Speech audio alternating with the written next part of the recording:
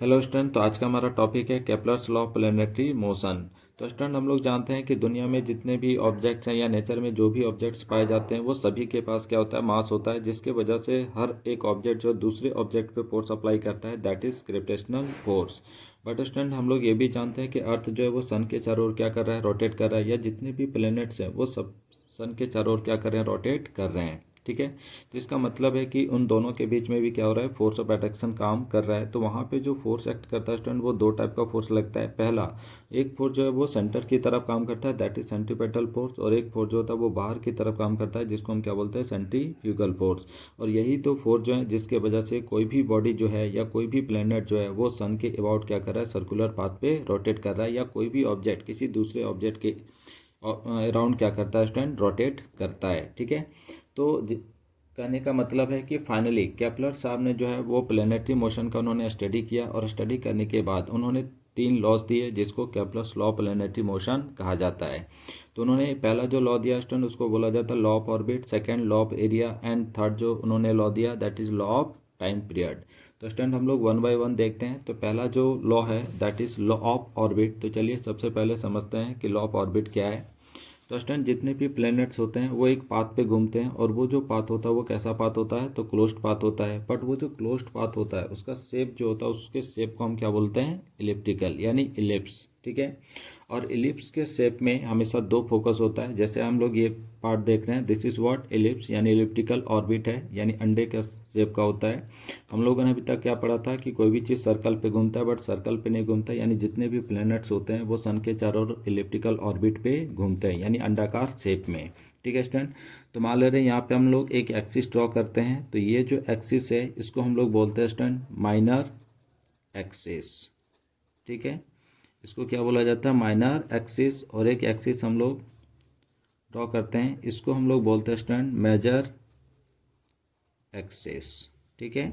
इसमें elliptical orbit के case में दो एक्सिस मिलता है, पहला जो होता है माइनर एक्सिस और दूसरा हमारा जो स्टूडेंट उसको क्या बोलते हैं, मेजर एक्सिस। अब ये जो मेजर एक्सिस है इसमें हम लोग कहीं पे दो पॉइंट कंसीडर कर ले रहे हैं, लेट ए, और एक दूसरा पॉइंट ले रहे हैं पॉइंट बी। तो ये जो पॉइंट ए और पॉइंट बी है इसको बोला जाता है student foci focus in ellipse, है ना। ये जो दो पॉइंट हैं इसको क्या बोला जाता है, फोकस इन इलिप्स। तो देखिए ये जो दो फोकस हैं इनकी प्रॉपर्टी क्या होती है। तो मान ले रहे हैं स्टूडेंट यहाँ पे एक प्लेनेट है पॉइंट पी पे। ठीक है। तो ए से पी का जो डिस्टेंस है इसको हम लोग मान ले रहे हैं R1, और बी से पी तक का जो डिस्टेंस है इसको मान ले रहे हैं R2। तो ये जो R1 प्लस R2 होगा ये हमेशा क्या होगा, कांस्टेंट होगा। क्लियर है स्टूडेंट। ये जो R1 प्लस R2 होगा वो हमेशा क्या होगा, कांस्टेंट। अब मान लीजिए ये जो पॉइंट P है, यानी प्लेनेट उठ के कहाँ आ जाता है, यहाँ पे। तो जब मूव करते हुए यहाँ पे आ जाएगा तो सिचुएशन में R1 और R2 क्या हो जाएगा, दोनों सेम हो जाएगा। ठीक है। फिर जैसे जैसे मान लीजिए ये उठ के यहाँ पे आ गया तो उसमें R1 क्या हो जाएगा, कम, और R2 क्या हो जाएगा स्टूडेंट, ज़्यादा। बट इन दोनों का जो सम होगा वो सम हमेशा क्या होता है, कॉन्स्टेंट होता है। ठीक है। तो केपलर्स का कहना क्या था कि जितने भी प्लैनेट्स होते हैं वो सन के अराउंड जो है वो इलिप्टिकल ऑर्बिट पे मूव करते हैं। ठीक है। और दूसरी चीज़ क्या है कि अगर वो इलिप्टिकल ऑर्बिट पे मूव करते हैं तो सन को कहाँ पे रखा जाए। तो उन्होंने कहा कि हमारे पास जो दो फोकस है ए और बी, इन दोनों फोकस में से किसी भी एक फोकस पे हम क्या कर सकते हैं, सन को कंसिडर कर सकते हैं। तो इस पोजीशन में कहीं भी होगा, है ना। तो इस तरह से ये ऑर्बिट बनती है जिसको हम लोग बोलते हैं लॉ ऑफ ऑर्बिट। ठीक है। तो देखिए all planets move in elliptical orbit around a sun at one foci of ellipse.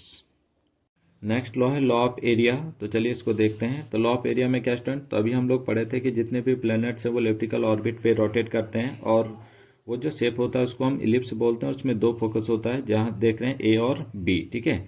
अब मान ले स्टूडेंट यहाँ पे एक पॉइंट है पी, और इस पॉइंट पे पी पे क्या है, एक प्लेनेट है ना। तो यहाँ से यहाँ तक का जो इसका पोजीशन वेक्टर है उसको हम लोग मान ले रहे हैं R1। ठीक है। अब ये जो प्लेनेट है वो पॉइंट पी से मूव करते हुए कहाँ पे पहुँच गया, क्यू पे। तो अगेन यहाँ से यहाँ तक का जो पोजीशन वेक्टर है उसको हम लोग मान ले रहे हैं R2।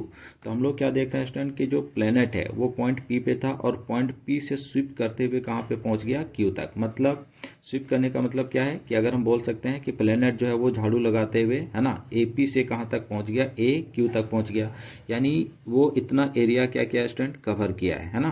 तो मान ले रहे उस प्लेनेट का वेलोसिटी कितना है, v1 है, और p से q तक जाने में उसको टाइम कितना लगा स्टूडेंट, t1। तो हम इस प्लेनेट के द्वारा स्वीप किया गया एरिया को क्या कर सकते हैं, फाइंड कर सकते हैं। ठीक है।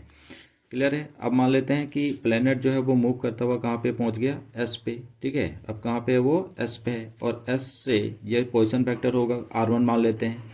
अब वो एस से मूव करते करते कहाँ तक पहुँच गया, टी तक। क्लियर स्टूडेंट, यहाँ तक पहुँच गया। अब इसने फिर से एक एरिया स्वीप किया है, कहाँ से कहाँ तक, एस से टी तक। टाइम कितना लिया, T1।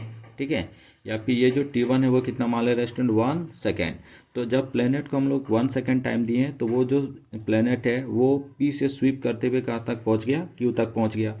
तो हम ये जो एरिया कवर्ड है ना, यानी एरिया कवर्ड इन 1 सेकेंड, ये फाइंड कर सकते हैं। और यही एरिया कवर्ड इन 1 सेकेंड जो है वो क्या देता है, areal velocity. Again planet S पे था, एस से वो स्वीप करते हुए कहाँ तक पहुँच गया, टी तक। तो उसको टाइम कितना दिया, 1 सेकेंड। तो 1 सेकेंड में वो जो प्लेनेट है वो एस से टी तक पहुँचा। तो अगेन उसने कुछ एरिया क्या किया स्टूडेंट, स्वीप किया है। तो ये जो एरिया कवर्ड इन 1 सेकेंड है, अगर हम ये कैलकुलेट कर लेते हैं तो यही हमको क्या आता है, एरियल वेलोसिटी। ठीक है, अगेन देखते हैं। मान लीजिए हमारा जो प्लेनेट है वो इस पॉइंट पे है, क्यू पे। ठीक है स्टूडेंट, अब ये यहाँ से मूव करता हुआ मान ले रहे हैं यहाँ तक पहुँच गया, आर तक। तो अब इसने क्या किया, टाइमिंग कितना दिया स्टूडेंट, 1 सेकेंड, है ना। तो 1 सेकेंड में जो प्लेनेट है वो क्यू से कहाँ तक पहुँच गया, आर तक। तो अगेन वो एरिया कवर्ड इन 1 सेकेंड अगर फाइंड कर लेंगे तो हमको क्या मिल जाएगा, एरियल वेलोसिटी। ठीक है स्टूडेंट, सेकेंड लॉ के अनुसार ये तीनों जो एरिया कवर्ड इन 1 सेकेंड है, ये तीनों क्या होते हैं, आपस में इक्वल होते हैं। तो चलिए इसका हम लोग कैलकुलेशन भी देखते हैं। चलिए तो नेक्स्ट देखते हैं student, calculation of areal velocity, यानी हम एरियल वेलोसिटी निकालने का तरीका देख रहे हैं। ठीक है, तो मान लीजिए ये एक फोकस है और यहाँ से ये एरिया, ये पॉइंट पी है और ये पॉइंट क्या स्टूडेंट, क्यू है। तो इतना एरिया वो कवर्ड किया है। वेलोसिटी कितना स्टूडेंट, v1, और टाइमिंग कितना है, t1। ठीक है, तो सिचुएशन में जो एरियल वेलोसिटी होगा वो क्या हो जाएगा, area swept by position vector in 1 second.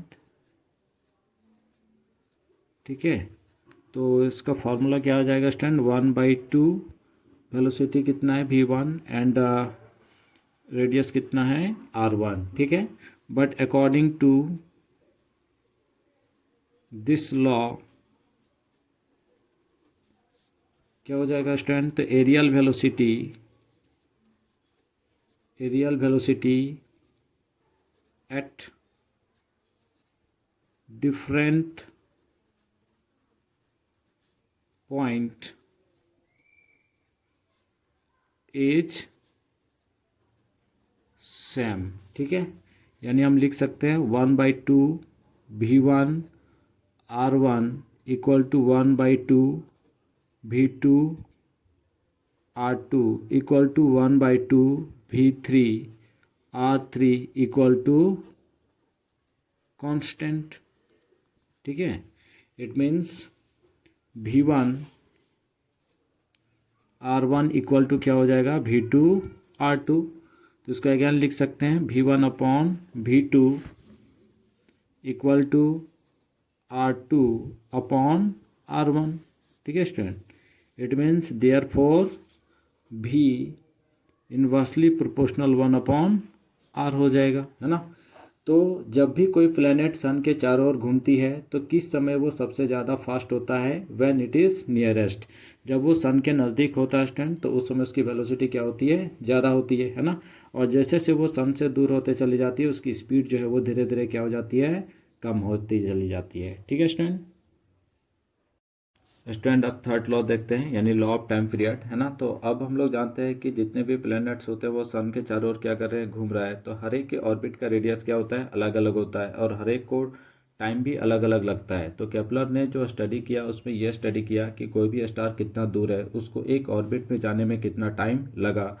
तो उन्होंने एक रिलेशन सेटअप किया और उस रिलेशन में उन्होंने कहा कि for different planets in a motion square of time is proportionate two cube of distance. ठीक है, यानी टी स्क्वायर डायरेक्टली प्रोपोर्शनल होगा किसका, आर क्यू का।